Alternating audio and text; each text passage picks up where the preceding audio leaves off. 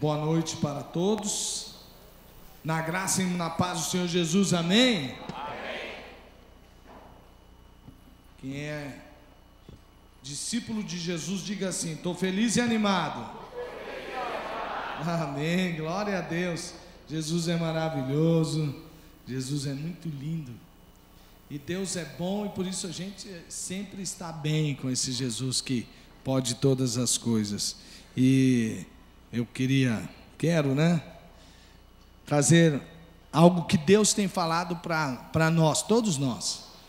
Deus, Ele usa alguns vasos para falar conosco, alguns instrumentos, mas a palavra não é só para aquele que Ele deu a palavra, mas a palavra cumprirá o propósito para aquilo que foi enviado.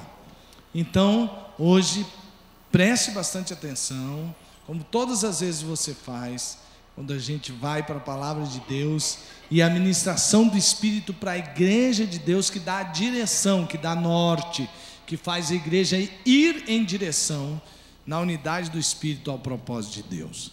Nesses dias nós tivemos na quarta-feira um encontro de líderes e no domingo, hoje pela manhã, também tivemos, e foi um mover de Deus sobre a igreja e chamando a atenção para que nós não vejamos mais ninguém segundo os olhos da carne, mas que todos nós possamos nos ver como Deus nos vê, sermos quem Deus disse que somos e olharmos os nossos irmãos também com os olhos de Deus, e até mesmo olhar aquele que ainda não é irmão, mas com certeza o será, e olhar com os olhos de Deus.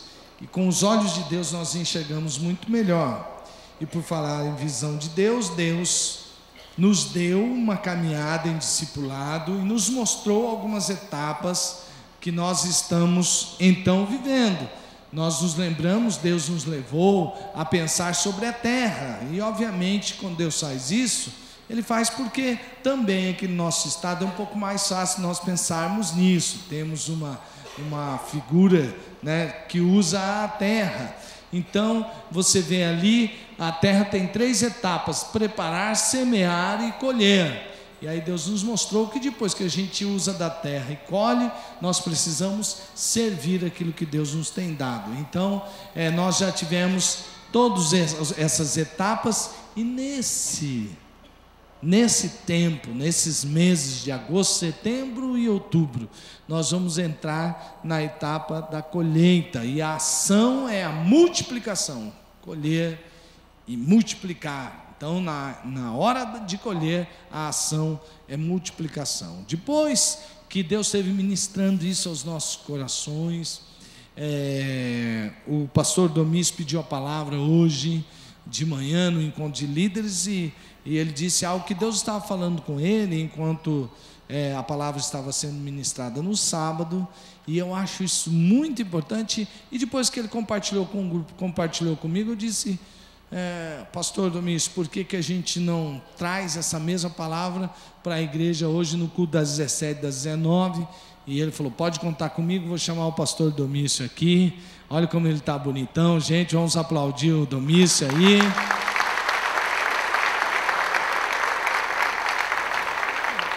Eu perguntei para o Domício se ele já voltou a dizimar, por isso está com essa camisa, essa calça bonita assim. Ele está bonitão, né, gente? Então, mas ele falou que já tinha tal, e tem uma mulher exigente, por isso que tem que ficar assim, né? Glória a Deus, mas ele vai ministrar o que Deus falou ao seu coração. Não mais que 5 minutos. Bom, na verdade eu sou dizimista desde quando me entendo por gente, graças a Deus, né? Essa calça é uma celebração a mim mesmo, porque eu emagreci 5 quilos e estou cabendo nela de novo. E a camisa é porque minha mulher é exigente, só isso, né? Graça e paz, amados, em nome de Jesus, amém? É impressionante como é que ontem, enquanto o pastor Ronaldo estava ministrando essa palavra poderosa que ele vai ministrar hoje para a tua vida, Deus começou a falar alguma coisa, e eu sei que comigo, assim como acontece com você, às vezes o pastor está pregando uma coisa, você começa a prestar atenção em outras coisas, né? E ontem o pastor Ronaldo estava pregando, e eu anotando a pregação dele, ao mesmo tempo eu fiquei olhando aqui para essas estações que nós estamos passando, né? Nós chamamos isso de estações. Então a primeira estação, que é preparar, cuja ação é capacitação. A estação da semeadura, cuja ação é evangelização. Então, para cada etapa há uma ação. Por isso que termina com a palavra ação, capacitação, evangelização, multiplica ação e comunicação, né? Então tudo termina com ação. Então perceba que aqui nós estamos na colheita. Quando nós ontem oramos e hoje oramos, porque hoje é o primeiro domingo dessa estação de colheita, a primeira coisa que acontece com cada um de nós é: poxa, mas minha célula é pequena, como é que eu vou colher? Como é que eu vou multiplicar? A minha rede é pequena, como é que eu vou multiplicar? Eu ainda não tenho líderes em treinamento para que minha célula multiplique, como é que vai ser? Amados, duas vezes, isso aconteceu algumas vezes na Bíblia, mas eu vou pegar apenas duas para ilustrar para você o quanto que Satanás nos engana. Quando Satanás quer nos limitar, ele nunca vai nos permitir que vejamos as promessas de Deus e o tamanho da promessa de Deus. Satanás nos leva a olhar para dentro de nós, para a nossa limitação, para aquilo que nós não conseguimos. Isso aconteceu certa vez, quando o povo de Israel já tinha saído. Deus falou para Moisés: Moisés, a estação da escravidão acabou, eu vou livrar vocês, mas primeiro vocês vão passar pela estação do deserto. Quando estava acabando a estação do deserto, Deus falou: Moisés, agora separe 12 espias e envia-os para a terra que eu estou enviando vocês, para que eles façam uma expedição e tragam seus relatórios. Desses 12, 10 tiveram uma visão limitada, olharam apenas para aquilo que eles eram, para o tamanho, para o potencial deles, e não viram potencial nenhum naquela terra. Mais 2, Josué e Caleb, viram uma grande oportunidade naquela terra e voltaram impressionados e entusiasmados. A maioria de vocês já conhece a história de que apenas os 2 que tiveram uma visão correta, absurdamente correta, apenas aqueles que não olharam para eles, mas para a promessa de Deus, foram os únicos 2 que conquistaram aquilo que Deus tinha para eles. Diga: eu sou assim. Anos depois, o povo de Israel já estava estabelecido em uma terra, e todos os anos, porque o povo de Israel se afastou do Senhor, e quando a gente se afasta do Senhor, nós não conseguimos ver as coisas pela ótica do Senhor, mas o povo de Israel havia se afastado do Senhor, e todos os anos eles faziam pela etapa, preparava a terra e semeava. Quando chegava na hora da colheita, os midianitas e outros povos invadiam e saqueavam toda a colheita do povo de Israel. E eles falaram: Senhor, o que está acontecendo conosco? E Deus falou: olha, foi o povo que virou as costas para mim, porque se dependesse de mim, vocês estavam colhendo o tempo todo. Mas Gideão, já que isso te incomodou, eu vou te levantar para mudar essa situação. E Deus levantou Gideão. Gideão, em primeiro lugar, ele conclamou o povo, vieram 32.200 soldados. E Gideão falou: olha, por favor, quem tiver medo, volta para casa. 32.000 soldados. Quem tiver medo, volte para casa, porque isso aqui é para gente, para quem tem coragem e visão de Deus. Amado, 22.000 voltaram, sobrou 10.200. Dos 10.200, teve um vestibular, ficaram apenas 300. Desses 300, eram 300 que tinham a visão. E quando Deus falou para Gideão, não falou: Gideão, dá uma metralhadora, dá uma R15, dá uma .50 na mão de cada um, não. Pega uma tocha e um cântaro, e é assim que vocês vão vencer seus inimigos. Desta maneira, eles venceram 2 príncipes midianitas, Zeba e Zalmuna. Primeiro venceram outros 2, que significa corvo e uma outra coisa que eu não me lembro, corvo e lobo, esqueci o nome dos outros 2. Mas depois que foram perseguidos, Zeba e Zalmuna. Zeba significa aquele a quem foi tirado o direito de comer, e Zalmuna significa aquele que lhe tirou o direito de morar. Ou seja, 2 príncipes que impediam o povo de Israel a viver a plenitude da promessa de Deus e de desfrutar as colheitas dele. Amado, na nossa vida, nós precisamos também entender essas estações. Por isso que você precisa entender que é um novo tempo na igreja. Não é que nós não vamos preparar, olha, o preparo continua, os cursos, a escola do discípulo, a semeadura, vamos continuar evangelizando, semeando, mas a nossa ênfase é, neste momento, na colheita, na multiplicação. Foi Deus quem criou as estações. A palavra de Deus diz isso em Gênesis. Em nossa vida nós temos estações e precisamos compreender cada estação da nossa vida: infância, adolescência, juventude e maturidade. Alguns aspectos da minha vida onde eu tenho a tendência de agir como uma criança ou como adolescente são exatamente as áreas da minha vida onde eu não rompo, onde eu não cresço, porque eu ainda não consegui me adequar ao entendimento dessa estação que eu estou vivendo. Mas quando eu tenho entendimento de qual é a estação que eu estou vivendo, a estação que Deus tem algo para mim, as coisas começam a mudar. Então você precisa entender que da mesma maneira como Moisés, o líder, percebeu em Deus que era o tempo deles mudarem para conquistar o que Deus tinha, não é todo mundo que teve essa visão, foi um líder. E os dois que entenderam a visão e foram para aquele desafio, para aquela expedição, debaixo dessa perspectiva da nova estação, eles conquistaram em Deus aquilo que eles queriam. Você pode ser um líder de célula, um líder de supervisão, ou não, você pode ter medo desse tempo. Mas eu quero que você saiba que esse tempo não foi inventado pelo pastor Gilson e pelo Ronaldo. Foi algo que Deus colocou no coração da igreja. Amém? E se você se mover nessa expectativa, tem células que já se multiplicaram 15 dias, um mês atrás. E o líder falou para mim, pastor, eu nem tenho líder em treinamento, nem sei quem vai ser, mas nós já estamos orando, nos movendo para multiplicar a nossa célula novamente esse ano, em nome de Jesus. Amém? Então não é que você força, pastor, você é obrigado a multiplicar. Não, você não é obrigado a nada, você é estimulado a colocar esse assunto diante do Senhor. E quando a gente coloca diante do Senhor, coisas grandes acontecem. Vamos viver esse novo tempo de conquista, que em Campo Grande tem um monte de gente sedenta de Deus. Nós precisamos encher esse lugar de gente arrependida. Talvez você diga, pastor, mas vocês só estão preocupados com a igreja cheia? Não, irmãos. Primeiro que ninguém aqui está preocupado com isso. Segundo, amados, não é preocupação, é uma alegria, porque eu sei que igreja lotada é sinal de inferno vazio. Então vamos esvaziar o inferno em Campo Grande e encher esse lugar de almas arrependidas em nome de Jesus. Amém? Deus abençoe vocês. Glória a Deus, é isso aí. Gosto do dízimo, era só brincadeira, viu, Domingos? Eu sei que você é dizimista, certo? Glória a Deus. Pois é, e nesse tempo, Deus tem falado comigo numa palavra muito importante. Atente bem, escute. Deus ministrou uma palavra ao meu coração e que tinha a ver com a palavra da outra estação, da outra etapa. E eu fiquei pensando, bom, vou pregar mais à frente. E Deus começou insistindo com aquela palavra, e eu falei assim, o que isso quer dizer? E Deus, quando falou comigo, Ele ministrou também, quando eu vim para o culto, Ele estava falando aquela palavra, e era o tema do culto do mini. E eu falei, não, agora Deus está falando, então eu vou mergulhar nessa palavra aqui, e vamos ver o que Deus está falando com a igreja. Então, amados irmãos, perceba, nós estamos na unidade do Espírito com o mesmo foco.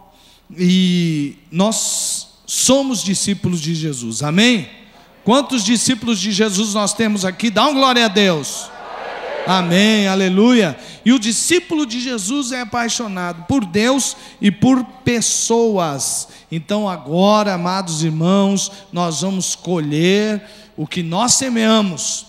Nos meses de agosto, setembro e outubro, nosso foco é colher o que já semeamos. Isso envolve ensinar e batizar novas pessoas e posteriormente integrá-las ao corpo de Cristo. Deus me chamou a atenção muito séria esses dias, porque uma das pessoas que veio comigo no culto do amigo e tomou uma decisão, e ele começou bem, estava indo às células, de repente começou a não ir às células, e aí eu fui procurar saber o que era, porque estava acompanhando aquela pessoa e era por motivos de trabalho, mas mesmo assim eu percebi, olha, esse aí é onde começa a gente perder, né? E aí voltei a me envolver mais em oração, estou investindo juntamente com o líder de célula, para que nenhum se perca, e nós devemos agora estar trabalhando para batizar e colher tudo o que nós semeamos. Quando foi dada essa palavra hoje de manhã, teve um líder de célula que diz assim, pastor, eu vou colher até onde eu não semeei. Eu falei, glória a Deus. Alguém ouvindo assim, fala, ele vai roubar a colheita dos outros, mas não é isso, né? É que a palavra de Deus diz, às vezes é um que semeou e outro vai colher, mas tudo é para a glória de Deus, amém. Então o discípulo de Jesus tem que entender isso. E aí Deus ministrou, olha, para que essa etapa realmente seja uma etapa de grande colheita, toda a igreja tem de entender um princípio muito, muito sério, um valor do reino de Deus, e algo que Jesus pregou e que fez parte da sua própria missão, do seu próprio propósito de existência. E ele diz que também nós vivemos para isso. O que será isso? Então veja só essa palavra: o discípulo de Jesus vive para servir. O discípulo de Jesus vive para... Quantos discípulos de Jesus nós temos aqui? Então, olha, meu amado irmão, você vai dizer para o vizinho aí que está do seu lado, diz assim: eu vim para te servir, diz. Amém? Se você está sentado ao lado do seu esposo, da sua esposa, do seu filho, da sua filha, diga isso para ele também, ó, estou aqui para te servir.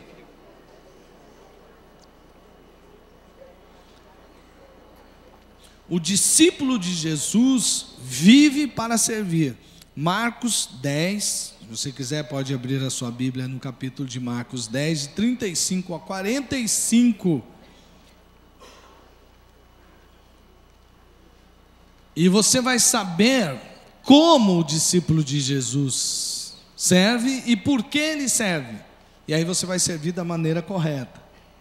As palavras de Deus. Dá uma olhada em Marcos 35, 45, fica aberto aí. Nós vamos aprender que o discípulo de Jesus vive para servir. Então ele serve com a motivação correta. Ele serve com a motivação correta. Dessa frase eu gostaria que você guardasse motivação. Diga, motivação. Amém. O discípulo de Jesus serve porque é a sua missão. Dessa frase eu gostaria que você guardasse, missão. Amém. E o discípulo de Jesus serve porque é valor do reino. Queria que você guardasse a palavra reino. Então aí se você esquecer, lembra do MMR. Motivação, missão e reino. Marcos 10, 35 a 45 vai nos ensinar então. O discípulo de Jesus vive para servir com a motivação correta. Dá uma olhada nessa, presta atenção. Você vai lendo e vai imaginando a cena e vai imaginando as circunstâncias. Aconteceu algo muito interessante quando Jesus estava aqui na terra. O texto da NVI começa dizendo nisso. Ninguém começa uma conversa dizendo assim, nisso, ou vai contar uma história e diz assim, nisso. Às vezes começa com era uma vez, né? Mas ninguém começa com nisso. Por quê? Porque tem um contexto. O contexto aqui era o seguinte: Jesus já estava pregando, você pode olhar nas sessões anteriores desse capítulo, e você vai notar que Jesus começa a falar lá para o jovem, como que ele podia entrar no reino de Deus, e aí chega a hora de vende tudo que tem, aí o jovem saiu triste, não quis vender tudo que tem por amor a Jesus, e aí Jesus falou assim, por isso que é mais fácil entrar um camelo no fundo da agulha. A agulha era um buraco no reino, no muro de Jerusalém, e era quase que impossível que um camelo passasse por aquele buraco. Então aí ele disse, é mais fácil passar um camelo pelo fundo da agulha do que, por aquele buraco, do que entrar um rico no reino dos céus. E aí os discípulos falaram, puxa vida, então isso aí é impossível. Ele falou, pois é, mas o que é impossível para os homens é possível para Deus. E aí ele está dizendo assim, então se vocês entenderem esta mensagem, vocês vão entender o que é reino de Deus. E aí ele continua contando e explicando tudo isso, e chega no fim, antes desses versículos que a gente leu, ele diz assim, olha, agora eu quero contar para você, o filho do homem, ele vai passar por muitas lutas, ele vai passar por muitas dificuldades, vai ser entregue à morte, mas ele vai morrer e ressuscitar. E aí eles entenderam, sim, quer dizer que tem toda uma história de morte e ressurreição, de reino dos céus. Aí então, começa Jesus falar com ele a respeito de servir. Dá uma olhada. Nisso, agora você sabe por que é nisso. Nisso Tiago e João, filhos de Zebedeu, aproximaram-se dele e disseram, mestre, queremos que nos faça o que vamos te pedir. Presta atenção, olha só. Você já ouviu gente que fala isso com você?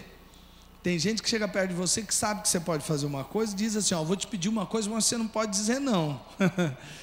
Você já falou isso para alguém? Você já ouviu isso de alguém? Pois é o caso deles aqui. Eu sei, Jesus, que o Senhor pode fazer, então vamos fazer o seguinte, ó.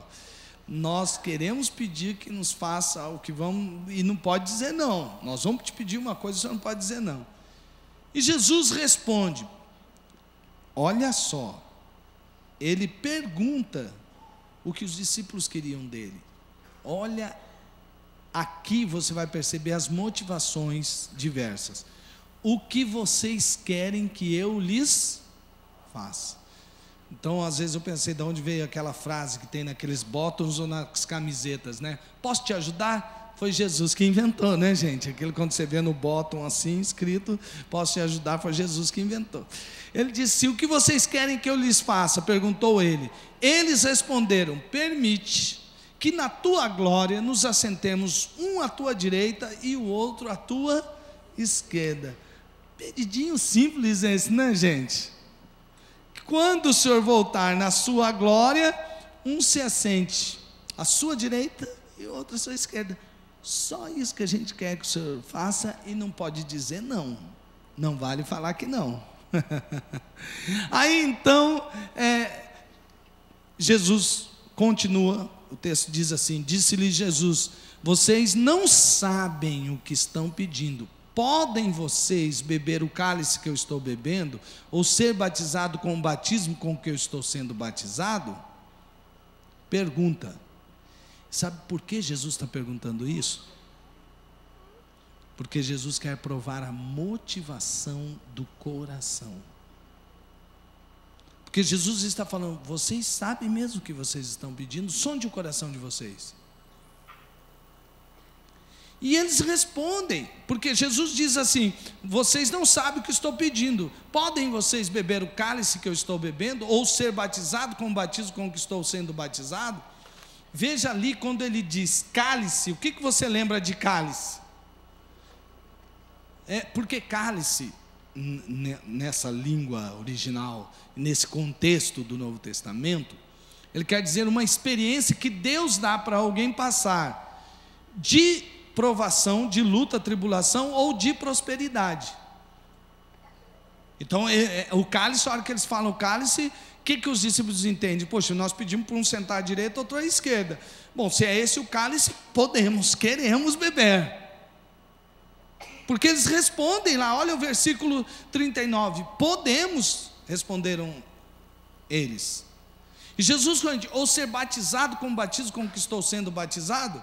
Se é experiência de prosperidade, o que é batismo? Batismo é passar de algo que estava acontecendo no passado para algo novo, olha, ou de dizer, passei de algo para uma nova etapa na minha vida, uma mudança, agora eu não sou o que eu era antes. E aí sabe o que eles respondem? Podemos também. E aí Jesus disse, vocês beberão o cálice que eu estou bebendo e serão batizados com o batismo com que eu estou sendo batizado. Só que eles não sabiam, amados irmãos, que tipo de cálice era aqueles e que tipo de morte era aquela. Quando Jesus faz isso, quando Jesus pergunta isso, ele está provando a motivação. Por que é que você quer se assentar à direita e o outro à esquerda? Vocês querem o quê? Reconhecimento, aplausos, poder e autoridade. E vocês querem se assentar num trono para que todos estejam bajulando você e servindo vocês. Então tá bom, agora vocês sabem o que vocês estão pedindo? Quando vocês pedem isso, do ponto de vista do reino de Deus, então aqui nós vamos trabalhar um pouco a nossa motivação. Alguns de nós viemos, quando viemos, para a igreja, e viemos até Jesus, porque a gente estava passando por um grande problema de saúde, não é? Não é assim, William? Você foi a isca que Deus usou, a saúde. Tem pessoas que vêm até Jesus, porque eles estão passando por um grande problema financeiro. Alguns aqui vieram buscar Jesus, porque alguém falou de Jesus, Jesus pode te ajudar em todas as circunstâncias, não é? Outros aqui vieram porque estavam passando por problemas relacionais muito sérios, Quem sabe até no casamento, dentro da família, com um filho com problemas e tudo mais, e você estava ali, vieram, tá, não tem problema. Jesus, aliás, disse: olha, venham a mim, eu tenho uma resposta para vocês. E as pessoas iam, mas o porquê serviam a Jesus, o porquê se tornavam discípulos, essa é a grande questão. Você veio, Jesus atendeu, porque senão você nem teria ficado. Você tinha uma dúvida muito grande, Jesus, como mestre, respondeu a sua grande dúvida. Mas eu lhe pergunto, por que você está servindo Jesus? E o que Jesus estava querendo, o que Jesus estava dizendo para aquelas pessoas, ora, para aqueles dois que fizeram, e parece que o pedido é familiar. Em outro texto lá em Mateus, diz que são os pais que pedem, porque fala dos filhos de Zebedeu, diz que o pai e a mãe pediram: permite que o nosso filho, é bem isso mesmo, né? Da família toda querer um lugar de destaque para os filhos. E aí então, Jesus está provando suas motivações. E aí é a questão: por que nós estamos seguindo a Jesus? Então vamos lá. Motivação é uma coisa séria. Eu não faço compromisso com alguém, né, por uma motivação frágil, porque isso não vai durar muito. Por que você segue Jesus? Porque Ele te deu uma cura? Vou ficar seguindo aí. Porque Ele te deu uma libertação na área financeira? Vou seguir Jesus aí. Porque Ele resolveu o seu problema imediato? Ou você serve Jesus porque você quer ser como Jesus, para que Ele seja o Senhor, e você serve a Jesus porque você quer todos os dias ser a imagem e semelhança dEle?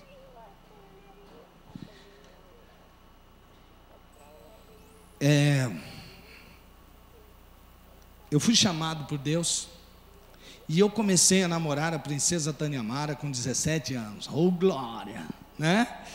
E aí, eu trabalhava num órgão público federal, bem aquela coisa assim básica, né, de quem está começando, mas já era um bom começo.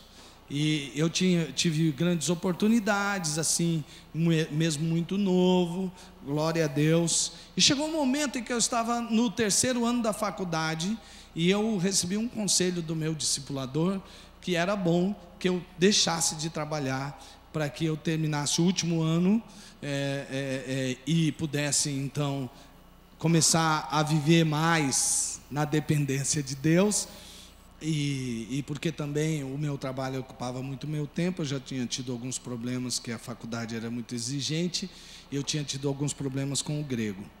Aí então, eu comecei, e eu já estava namorando a princesa Taniamara, e aí então, eu tenho certeza, plena convicção, que a princesa Taniamara não casou comigo por causa de dinheiro, nem por causa de posição, nem por causa de fama, coisa nenhuma. Por quê? Porque você pensa bem, quando a gente foi casar, eu tinha saído do meu emprego, estava vivendo pela fé, eu ganhava os passes de ônibus para ir para a faculdade, para fazer visita aos novos decididos. Eu tinha assim, porque quando a gente ia conversar sobre o futuro, era, tá bom, mas e aí? O sustento vai vir de onde? Bom, olha, a gente está trabalhando com a primeira igreja batista, e o pastor Jonathan não prometeu nada assim tão afirmativamente, mas ele disse que vai conversar com a diretoria para que eu trabalhe na igreja, mas não é certeza. Sim. Que legal, hein, gente? Já pensou você namorando com alguém assim, noivo de alguém, e olha para um futuro brilhante desse? Aí então, a gente vê, não ganhava nada e tal, e quando chega no noivado é assim, bom, eu era pouquíssimo conhecido, ou tivesse pessoas que me conheciam a qualquer tipo de nível, eu estava no comecinho, então não era também porque era uma pessoa conhecida. Por que você acha que a Taniamara casou comigo?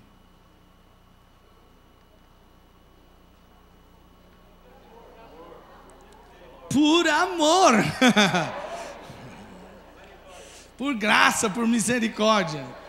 Não, mas por graça e por misericórdia podia escolher outro, né, gente? É porque a princesa Tânia Mara, ela foi ficando cada vez mais linda, mas desde aquela época ela já era muito linda e eu tive que disputar com alguns outros concorrentes e que tinha uma condição financeira melhor que a minha, que tinha um futuro melhor. Por que ela casou comigo? Por amor. Por que você serve a Jesus?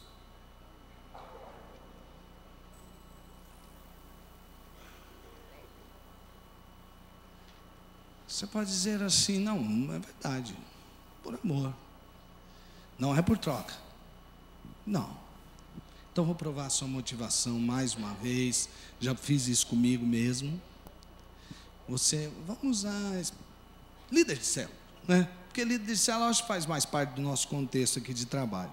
Um líder de célula vai lá e trabalha, e chama uma pessoa para ir na célula, e quando o cara não falta, ele vai lá, liga, irmão, por que você faltou, e tal, e cuida do cara, aí vê que o cara está precisando aprender Bíblia, traz aqui no curso, na escola do discípulo, aprende o básico, e vai e luta com ele, e aí ele vê que aquele lá tem potencial de ser líder de célula, ele vem, traz vai ensinando ele lá no dia a dia da célula, porque se aprender a liderança é muito mais prática do que curso, né? Mas ele também traz para fazer o curso 8 hábitos, e aí ele vem e caminha com a pessoa e luta com aquilo e vai levando.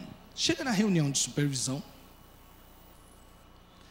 o supervisor vai lá e elogia um cara que não tem nada a ver, que ele sabe que é um líder meio assim, sabe, vai levando as coisas com a barriga, ele não faz o que ele faz, e aí ele fica pensando, mas por que o supervisor está elogiando esse líder e não a mim? De repente ele percebe que o supervisor e o líder, ele acha, né, vai fazendo a conclusão dele, ele acha assim, esses dois aí, olha, tem coisas na vida deles que não é legal, olha o que ele fez, olha, e vai julgando, condena e diz assim, quer saber, não vou mais ser líder de célula, porque o meu supervisor, ele não me elogia. Eu não vou mais fazer esse trabalho na igreja, porque está tanto trabalho, ninguém vai lá nem para dizer muito obrigado. Para quem você está fazendo?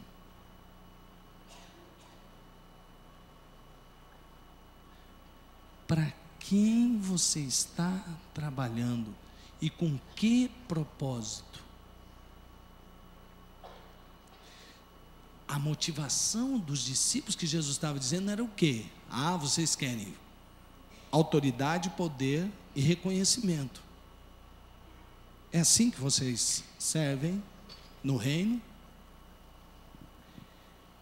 Já contei para os irmãos uma experiência de alguém que eu tive orando na semana do amigo do ano passado, e fui evangelizar a pessoa, e a pessoa diz, não, eu já conheço. Eu falei, mas já conhece? Já? Então onde você está? Em que igreja você está? Não estou em igreja nenhuma não. Mas por quê? Porque você precisa de ver, ele é dono de muitos negócios aqui na cidade. O rapaz, você precisa ver, no começo estava dando uma dura, cara, e teve um líder, eu fui fazer uma sociedade com ele, o cara me deu um tombo, rapaz, e ele era ali com o pastor da igreja. Aí eu percebi, olha com quem que esse pastor anda. Então, me escandalizei, viu, porque o negócio foi feio, e por isso aí eu falei, não, eu creio em Deus, sabe aquele assunto, aquele papo assim, eu creio em Deus, mas eu nunca tinha feito daquele estilo com uma pessoa, tete a tete assim, mas naquela hora o Espírito me colocou uma palavra ali, de um espírito de ousadia. Eu disse para ele assim, escuta, algum dia você já parou para pensar que, vamos dizer que você esteja diante de Deus, e aí Deus pergunte para você, e aí meu filho, fez o que eu mandei? Você diz, mais ou menos, mas você sabe, Deus, vou explicar para o senhor, vamos na real, é que eu estava lá na terra, e eu levei um tombaço, Deus, e me escandalizou demais, eu fui muito ferido, e aí, agora se você continua imaginando, se Deus diz para você assim, escuta, meu filho te feriu? Não, que é isso, Deus? Então, sabe por quê? Porque o meu filho não desistiu de ir para a cruz por você, mesmo sendo traído por um dos 12. Meu filho não desistiu de ir para a cruz por você, mesmo quando um dos discípulos que mais andava perto dele o negou 3 vezes. Meu filho não se escandalizou, mesmo quando a multidão, a quem ele tanto amava e tinha libertado de tantas opressões e doenças, etc., etc., gritava: crucifica-o, crucifica. Ele não se escandalizou e nem abandonou a sua missão. Ele foi até a cruz por amor a você. O que você acha que você vai responder para Deus? Aquele cara ficou me olhando, engoliu seco, e para a glória de Deus ele voltou para a igreja, está firme, ativo e operante, não aqui, mas está lá na benção, um pastor que é muito amigo meu. E é assim que nós devemos olhar. Meu irmão, minha irmã, por que você segue Jesus? Qual é a motivação para você estar onde você está? Quando nós entendemos essa revelação da palavra, nós mudamos a atitude, porque Jesus estava trabalhando com os discípulos para que eles mudassem o entendimento do reino, o entendimento do serviço. E quando você serve assim, eu estou servindo a Jesus, eu não estou servindo a homens, você não desvia nunca, entende?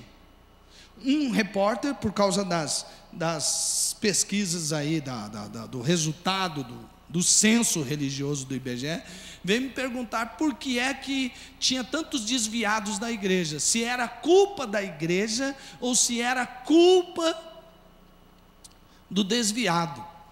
Eu falei assim: olha, não querendo dar uma daqueles, não sou contra nem a favor, muito pelo contrário, mas eu quero dizer para você que são dos dois. E eu não quero usar a palavra culpa, mas a palavra responsabilidade, porque eu aprendi no ensinamento que o Domício teve da mãe dele, que se chama Joana, por isso perto do Domício não fica usando aquela coisa assim, está parecendo casa de mãe Joana, entendeu? Porque a mãe dele chama Joana. Então, mas quando você tem entendimento dessa palavra, você passa a trazer a responsabilidade para você, porque você entende que você não está servindo homens, apesar de serem liderados por homens, mas você não está fazendo por causa dos homens, você está fazendo por causa de motivação. Agora veja como continua o texto. Veja só.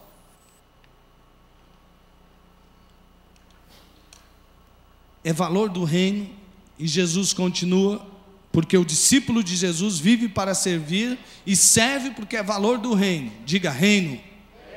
Isso. Aí você vai guardar essa palavra, você vai sempre lembrar. Quando os outros 10 ouviram essas coisas, ficaram indignados com Tiago e João. Já pensou os outros 12 falaram: seus traíra, hein? Vocês chamam Jesus de lado e querem ser os bambambam aqui no nosso meio? Ah, muito bonito, né? Aqui a palavra diz que eles ficaram indignados. E não foi só por causa disso, porque eles também ganhavam entendimento, tinham outro entendimento sobre reino. Bom, mas nós não vamos entrar nessa questão. Mas enfim, eles ficaram indignados com Tiago e João. Jesus os chamou, aí ele chama todos, Jesus está ensinando Tiago e João, aí ele chama todos os discípulos para aprenderem aquela lição, e disse, Jesus os chamou e disse: vocês sabem que aqueles que são considerados governantes das nações as dominam, e as pessoas importantes exercem poder sobre elas. Agora deixa eu dizer uma coisa: é assim que funciona no mundo? Sim ou não? É assim que funciona no mundo? Sim ou não, gente? Sim, claro. As pessoas que são consideradas governantes das nações as dominam, e as pessoas importantes exercem poder sobre elas. Agora, olha o que Jesus continua dizendo: não será assim entre vocês, pelo contrário, quem quiser tornar-se importante entre vocês deverá ser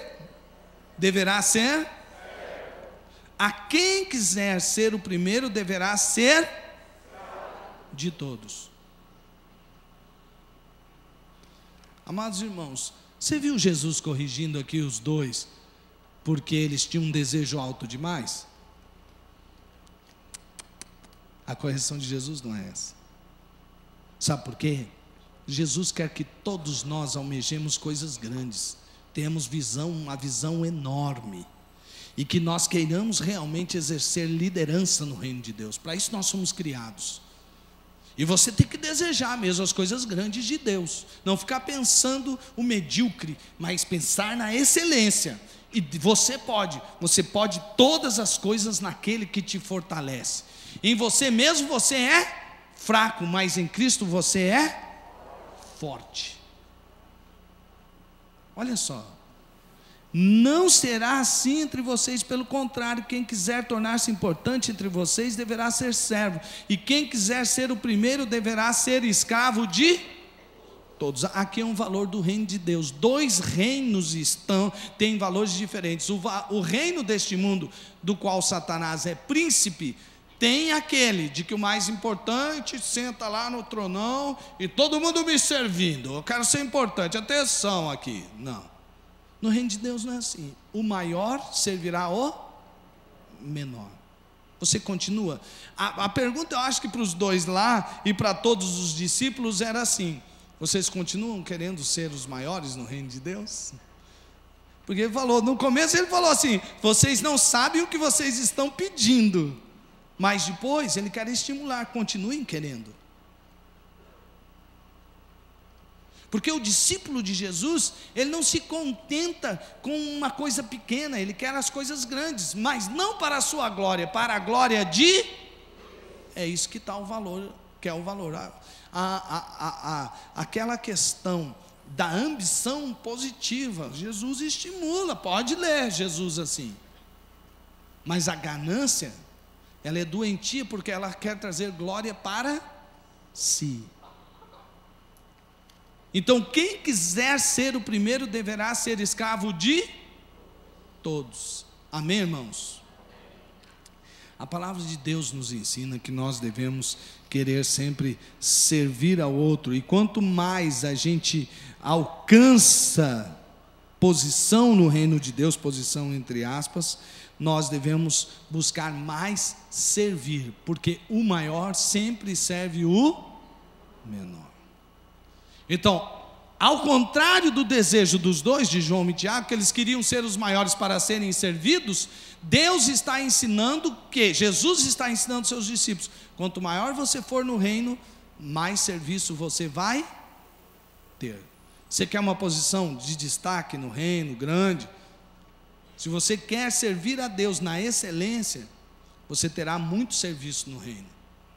Porque quanto maior a sua responsabilidade, mais serviço você vai ter. Quanto maior for a sua liderança, mais você vai ter que servir aos outros. Isso é o valor do reino de Deus versus o reino deste mundo. A pergunta é: você continua querendo sentar à direita e à esquerda, João e Tiago? E por fim, o discípulo de Jesus vive para servir porque é a sua missão. Diga assim: motivação. Diga reino. Agora diga missão. Amém? Gente, como eu disse no começo, eu e você temos que entender que nós existimos para servir. Esse é o propósito da nossa vida. O pastor está exagerando. Quantos discípulos de Jesus nós temos aqui mesmo? Levanta a mão, vamos ver. Opa! E discípulo segue o seu mestre.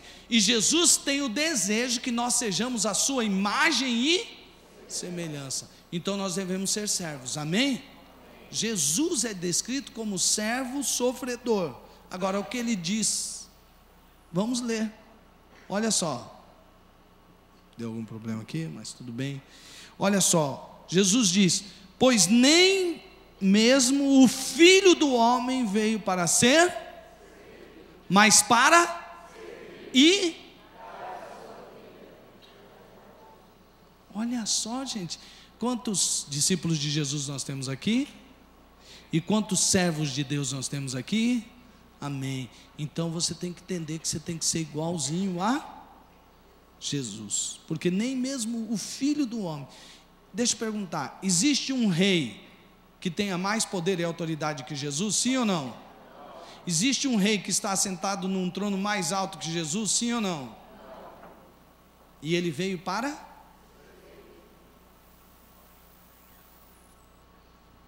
E nós? Para que é que nós existimos?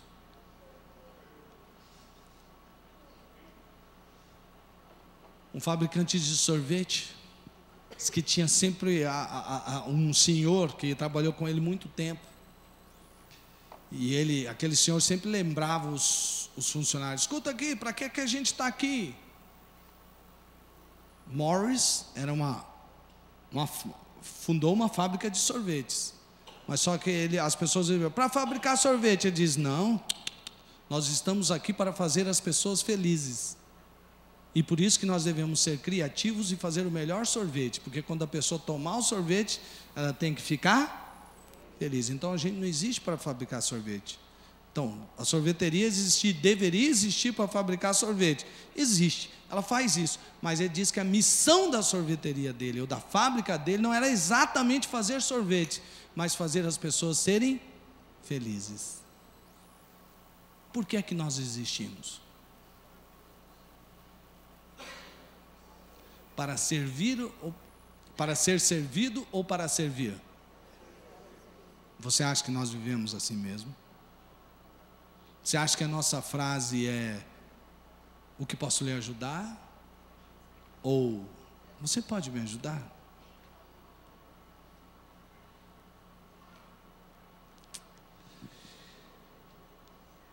Essa é uma questão que Deus quer mudar dentro de nós. Já pensou? Olha só, já pensou se dentro da sua casa, se lá no seu lar, ou nos lares de uma maneira geral, dos cristãos, a esposa acordar assim, com sede e fome de servir, ela já chega para o marido e fala: como eu posso lhe servir? Aí chega para os filhos e diga para os filhos: o que é que eu posso fazer hoje para te servir? Glória a Deus. Agora os maridos já disseram, né? Oh, glória. E agora, e se o marido acordasse no dia assim e falasse: esposa, eu quero saber o que eu melhor posso fazer para te servir hoje? Aí, viu? E se o filho dissesse para o pai: pai, mãe, como é que eu posso servir vocês hoje? Já pensou a atmosfera dentro desse lar? Já pensou se o irmão dissesse para o outro irmão assim: ô mala do meu irmão? Não, não é assim, né? Ô meu irmão, o que eu posso te fazer hoje? Eu quero te servir, cara. Já pensou? Já pensou? E lá na sua empresa? A hora que chegasse lá na sua empresa, alguém já te recebesse e falasse assim: ó, hoje eu quero te servir em alguma coisa, hein? Não me deixe sem a oportunidade de te servir. Já pensou que atmosfera? E aí um chegava e dizia para o outro isso. Já pensou lá na empresa? Hoje eu estive num lugar, eu fui fazer uma compra, estava indo para casa, saindo da igreja. A atendente era maravilhosa, gente. Foi difícil, eu estava procurando negócio, não achava e não achava vendedor, e vi um monte de vendedor preparado. Quando eu parado, eu fui para o lado do vendedor, assim, um saiu para cá, o outro saiu para lá. Eu falei: uai. Não, e não foi nessa loja aí, não foi a primeira vez que aconteceu. Em outras filiais dela também aconteceu isso já comigo. Eu falei assim: será que as pessoas são preparadas, os vendedores são preparados? Que vier um comprador, você foge deles. Porque parecia que era assim. E aí então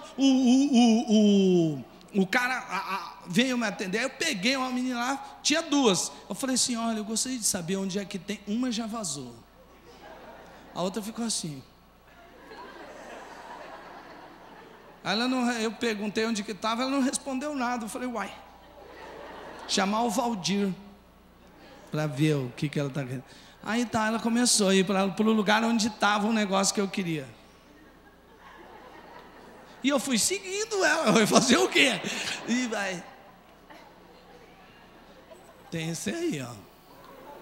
Falei: não, mas isso é muito caro. Não é um negócio desse que eu quero. Quero um negócio assim. Não sei do que você está falando. Para que você quer isso? Irmãos, os irmãos podem achar que eu estou exagerando para vocês rirem. Mas se vocês estivessem lá, eu contei para a Tânia, eu falei, Tânia, não é possível, princesa, você precisa ir lá. Olha, a mulher saiu e foi para outro lugar. Tem essas aí também, mas vai furar. Ela foi mexer no negócio, caiu, puf! Um outro negócio caiu no chão. Ela ficou olhando o negócio no chão e olhou para minha cara assim. Eu falei, ela deve querer que eu pegue. Eu baixei e peguei o negócio. Gente, como é que a gente faz no reino de Deus? Meu líder de célula nunca veio me visitar. Não vou visitar ninguém também. Meu supervisor, meu pastor, então, esse daí. Gente, essa mensagem estava no meu coração de uma maneira tremenda. E eu vinha de manhã para trabalhar. Eu estou orando por outra pessoa que tem um negócio aqui próximo. E essa palavra veio, eu vim para servir. Eu falei, eu também quero servir, eu vou procurar uma oportunidade para servir hoje. E aquele cara lá que eu estou querendo ganhar para Jesus, vou procurar. Vinha vindo, aí passei pela rua, tinha umas caixas no chão assim. E quem estava pegando as caixas? O dono do negócio. Ele pegou a caixa e levando, eu falei assim, escuta, no que posso servir você? Aí ele ficou estranho essa palavra servir, né? Pensou que eu já estava com um botãozinho, né? Posso te ajudar? Aí eu peguei a caixinha e falei, posso te ajudar também? Você pode ajudar carregando. Aí eu peguei e levei a caixinha. Ele falou, senhor, eu só estava brincando, que é isso? O senhor vai vir aqui, nosso cliente vai carregar. Eu falei, não, mas eu falei que queria te servir, é verdade mesmo. Irmãos, eu peguei a segunda caixinha, aquela caixinha era tão levinha, irmãos. E eu fui, levei feliz para lá, voltei, a hora que eu voltei, os caras estavam descarregando um monte de caixa.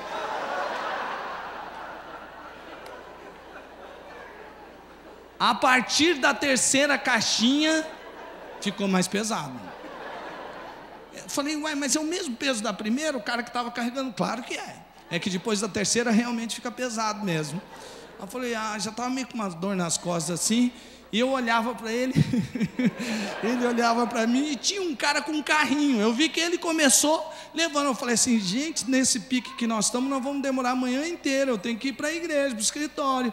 E aí pegou, aí eu falei assim, com esse carrinho nós vamos amarrar. Perguntei para o cara, escuta, você parou de levar o carrinho? Ele falou assim, porque quando chega ali, ó, no degrauzinho, não tem ninguém para me ajudar a levantar o carrinho. Por isso eu vou levando que nem os outros também. E eu vi que ele estava bravo, porque os outros empregados também estavam, dando moleza, leva você aí. Aí eu falei assim, não, mas então eu te ajudo. Ele falou, beleza, ajuda, e pai, põe. Eu falei, tá bom. Ele falou, não, vamos pôr mais, que agora a gente leva mais. E vai, o carrinho ficou até aqui, ele pegou o carrinho, e eu fui junto com ele, empurrando o carrinho. Aí ele falou, agora, sobe aí o degrau. Gente do céu! Eu peguei aquele... Depois eu falei assim, eu vim para servir. Não precisava exagerar, mas tudo bem. Mas nada que um Tandrilax não resolvesse depois, né, gente? Verdadeiramente eu tive que tomar um relaxante muscular. Mas o olhar da esposa daquele cara para mim era bem diferente, porque parecia que ela tinha um olhar, sabe quando é um olhar ressabiado, assim? Ela ficou olhando aquele movimento, ela começou, ou ela achou que eu era um cara muito legal, ou que eu não batia bem da cabeça. Mas, enfim, gente, essa é a nossa missão. Se eu não sirvo para servir, eu não sirvo para viver como discípulo de Jesus. Então vamos mudar um pouquinho o foco. Ao invés de nós queremos que as pessoas nos sirvam, vamos servir.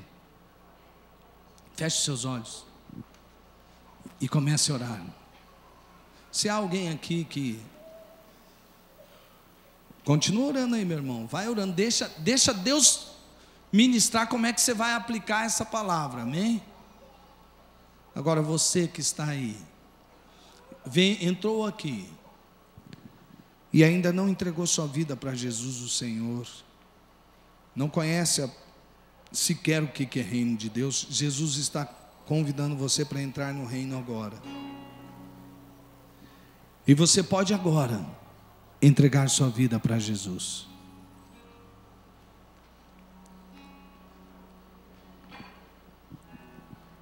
Venha para Deus e diga que você recebe o amor dele, que você reconhece que é pecador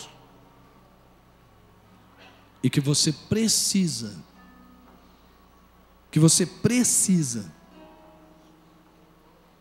do perdão de Jesus, Entregue sua vida para Jesus e a sua vida será transformada totalmente. Você não quer fazer isso? Se você quer fazer isso agora, do lugar onde você está, você que está aqui, que ainda não tomou uma posição de ter Jesus como Senhor da sua vida, entregue sua vida agora para Jesus. Há alguém aqui neste lugar que precisa fazer essa decisão. O Espírito de Deus está aqui, é Ele quem opera essa transformação. Há alguém que quer entregar a sua vida para Jesus? Levante a sua mão. Há alguém? Há alguém aqui que precisa entregar sua vida para Jesus, que precisa do perdão de Deus, que quer ter preenchido esse vazio daí de dentro, quer ter razão, quer ter propósito, quer ter destino? Levante a sua mão. Há alguém aqui? Deus abençoe você. Pode baixar a sua mão. Glória a Deus. Há mais alguém aqui que quer entregar sua vida para Jesus? Há mais alguém aqui que quer ver o vazio preenchido, o propósito de Deus sendo experimentado na sua vida, ter projeto de vida? Deus abençoe você. Pode baixar a sua mão. Há mais alguém aqui que quer que Jesus o transforme, que você venha para esse projeto maravilhoso de Deus? O mundo tem valores todos invertidos, completamente contrários aos valores do reino. Você não quer entrar no reino de Deus? Entregue sua vida para Jesus. Há mais alguém que precisa fazer isso? Levante a sua mão em nome de Jesus. Há mais alguém? Deus abençoe você também. Há mais alguém? Há mais alguém que quer fazer essa entrega de vida a Jesus? Levante a sua mão. Levante a sua mão. Eu quero convidar você que levantou a sua mão, para que você saia do seu lugar. Eu quero orar por você agora. Você vai receber essa oração e você vai fazer o que Jesus quer que você faça. Então você que levantou a sua mão, não tenha problema, não fique constrangido, sai do seu lugar, vem aqui agora. Eu não vou orar por você, sua vida será completamente transformada. Pode vir.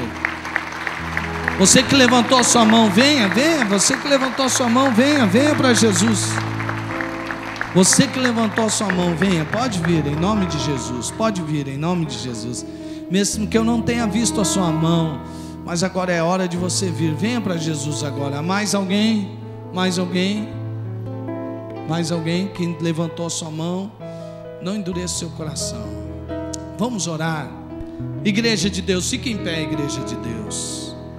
Você que veio aqui, que levantou a sua mão, entregando a sua vida para Jesus, que quer aceitar o projeto de Deus para a sua vida, ore comigo assim, diga: Senhor Jesus, eu sei que o Senhor me ama, e eu sei que o Senhor entregou o seu Filho por amor, e eu agora quero que Jesus seja o Senhor da minha vida, o meu Salvador. Eu me arrependo do pecado de querer controlar a minha vida, e eu agora abandono o meu orgulho e entrego a minha vida para Jesus, para sempre. Eu quero ser um discípulo de Jesus, em nome de Jesus. Amém, amém, glória a Deus. Vamos aplaudir ao Senhor por esta obra maravilhosa. Deus é maravilhoso. Você que veio aqui à frente, por favor, assente-se nesse lugar que está escrito reservado. Nós queremos oferecer uma ajuda para você. Quem foi abençoado pela palavra de Deus, diga assim: eu quero ser servo. Quem foi abençoado pela palavra de Deus, diz assim: eu quero servir.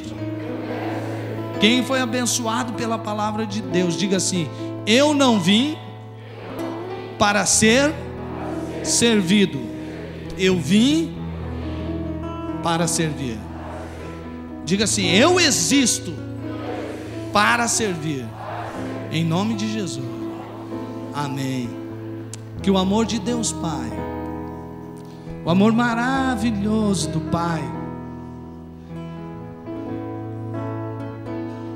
que entregou o seu Filho para nos servir, que a graça do Filho que nos serviu, que foi servo e servo obediente até morte de cruz, seja derramado abundantemente sobre a sua vida e sobre a sua casa, e que o poder e a unção do Espírito abunde, seja plena na sua vida, e que você tome posse para ser um servo de Deus aprovado, no nome de Jesus, amém, amém, glória a Deus. Dá um abraço no irmão que está do seu lado, isso, dá um abraço na irmã que está à sua frente, atrás, isso, em nome de Jesus, vai na graça e na paz do Todo-Poderoso.